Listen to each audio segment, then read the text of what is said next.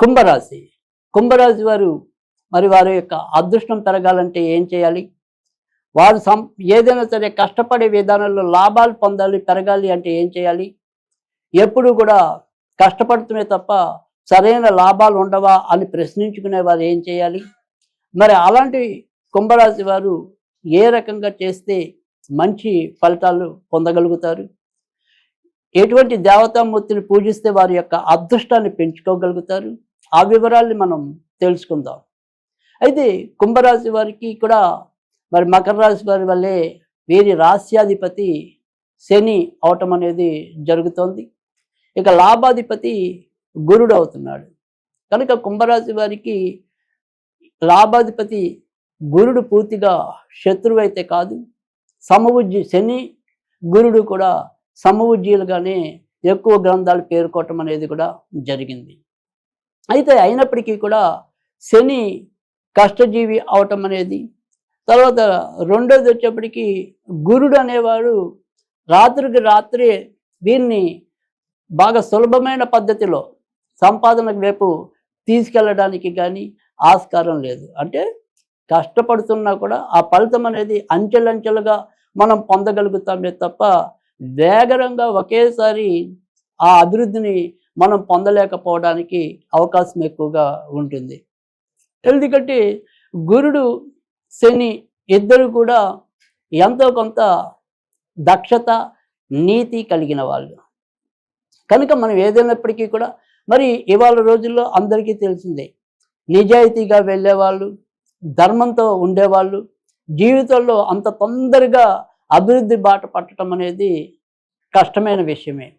మనలో ఎంతో కొంత అవినీతి, దురాక్రమణ ఇలాంటివి ఉన్నప్పుడు మాత్రమే చాలా వేగంగా అభివృద్ధిలోకి రావటం అనేది జరుగుతుంది. ఇవాళ అందరికీ తెలిసిన విదిటమే. అయితే మరి నిజానికైతే కనుక మకర రాశికి అధిపతి శని అయినప్పటికీ కూడా మకర రాశితో పోలిస్తే కుంభరాశి శని మరింత నిజాయితీ, కార్యదక్షత కలిగిన వాడిగా కూడా మనం చెప్పుకోవచ్చు. మరి లాభాధిపతి గురుడు అవటం చేత కూడా వీరు కూడా ఇంచుమించుగా 32-33 ఏళ్ళు వస్తే తప్ప కుంభరాశి వారు జీవితంలో త్వరితగతిన అభివృద్ధి పొందటం అనేది అరుదుగా జరుగుతూ ఉంటుంది. కనుక కనీసం 3 పదుల వయసు నిండితే తప్ప సరైన విధానంలో అభివృద్ధి పొందలేకపోవటమే ఎక్కువగా కనిపిస్తూ ఉండటం అనేది కూడా జరుగుతూ ఉంటుంది. అయితే కుంభరాశిలో బాగా కాస్మెటిక్ ఎనర్జీ కలిగిన నక్షత్రంగా శతభిష నక్షత్రాన్ని చెప్పుకోవచ్చు.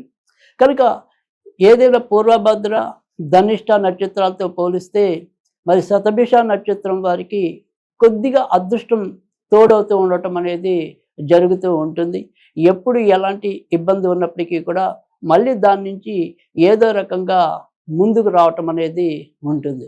అయితే ఏ నక్షత్రానికి సంబంధించిన వారైనప్పటికీ కూడా శని వీరికి రాస్యాధిపతి అవుతూ ఉండటం చేత కష్టపడితే తప్ప సులభమైన పద్ధతిలో విజయం పొందలేకపోవడానికి అవకాశం ఉంటుంది.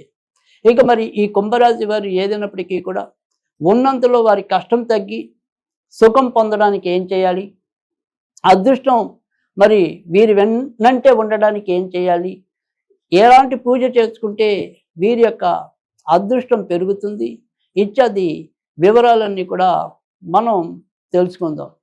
అయితే కుంభరాశి వారు ఖచ్చితంగా దత్తాత్రేయుడిని కానీ కాలభైరవుడిని కానీ పూజించినట్టయితే చాలా మంచి ఫలితాలు పొందడానికి ఉంటుంది.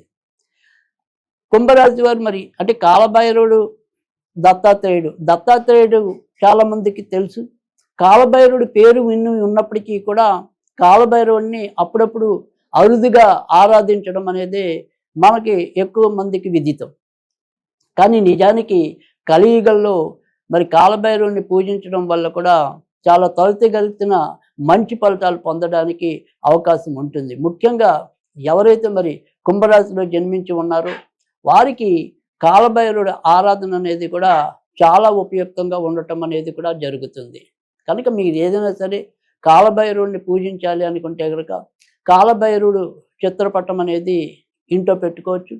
అలాగే కాలభైరవుడు మనకి ఉగ్రంగా కల్పించినప్పటికీ కూడా కాలభైరవుడిలో ఒక అంశైన స్వర్ణాకర్షణ భైరవుడిని కనుక పెట్టుకున్నట్టయితే కనుక అది చాలా శాంతియుతంగా ఉండటమే కాకుండా ఖచ్చితంగా మనకి ధనరాశులు కురిపిస్తున్నట్టుగా ఆ ఫోటో ఉండటం అనేది కూడా జరుగుతుంది. కనుక అలాంటి స్వర్ణాకర్షణ భైరవ మూర్తి యొక్క చిత్రపటాన్ని కనుక కుంభరాశి వాళ్ళు ఇంట్లో పెట్టుకున్నట్టయితే కనుక చాలా చక్కటి ఆర్థిక ఉన్నతి లభించడం అనేది కూడా జరుగుతూ ఉంటుంది. ఆ రకంగా స్వర్ణాకర్షణ భైరవుణ్ణి పూజించడం వల్ల ఆర్థిక ఉన్నతే కాకుండా ఏదైనా సరే బంగారం ఎప్పుడు కూడా మనం కొనుక్కుంటున్నా కూడా అది తాకట్టుల్లోకి వెళ్ళిపోతూ ఉన్నా, మరి బంగారం కొనుక్కోవాలి అనే ఇచ్చ ఎంత ఉన్నప్పటికీ కూడా బంగారం కొనుక్కోలేకపోతున్నా కూడా ఇదే రకమైన స్వర్ణాకర్షణ కాలభైరవుని పూజించడం వల్ల కూడా చాలా మంచి ఫలితాలు అయితే కలుగుతాయి. కనుక కుంభరాశి వారికి ఈ స్వర్ణాకర్షణ లేదా కాలభైరవ ఆరాధన అనేది చాలా ఉపయుక్తంగా ఉంటుందని చెప్పడంలో కూడా సందేహం లేదు. సరే, కాలభైరవుని పూజించకపోతే మనం తర్వాత ఇంకొక ఆప్షన్ అనేది చెప్పాం. అదేంటి అంటే కనుక దత్తాత్రేయుడు.